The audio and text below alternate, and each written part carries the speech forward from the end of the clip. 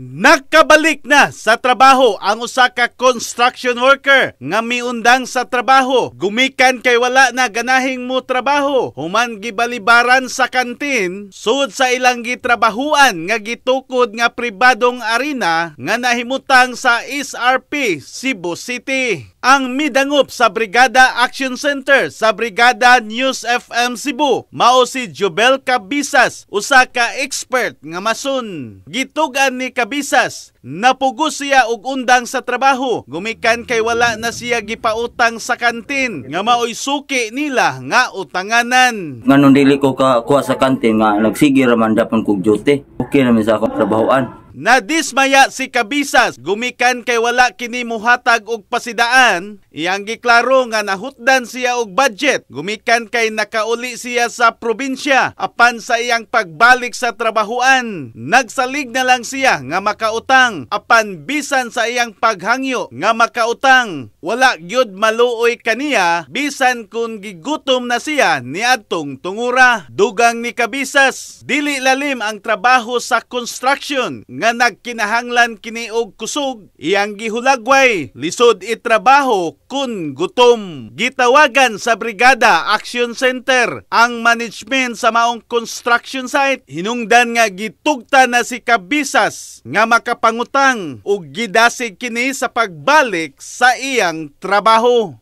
Ako si Jubel Cabisas. Akong pasalamatan sila si Attorney Jorel ug sa mga guard. Tanan nga maayra gyud kayo ang ilang pagkuan diri. Okay ra kayo. Daghang kay salamat sa brigada sa ilang pagtabang rin ako. Pag ari na ako sa brigada gitawagan na dayon nila. Karon okay na balik na kog duty. In the heart of changing lives, ako si Brigada Alan Tangkawan sa 90.7 Brigada News FM Cebu, the Music and News Authority.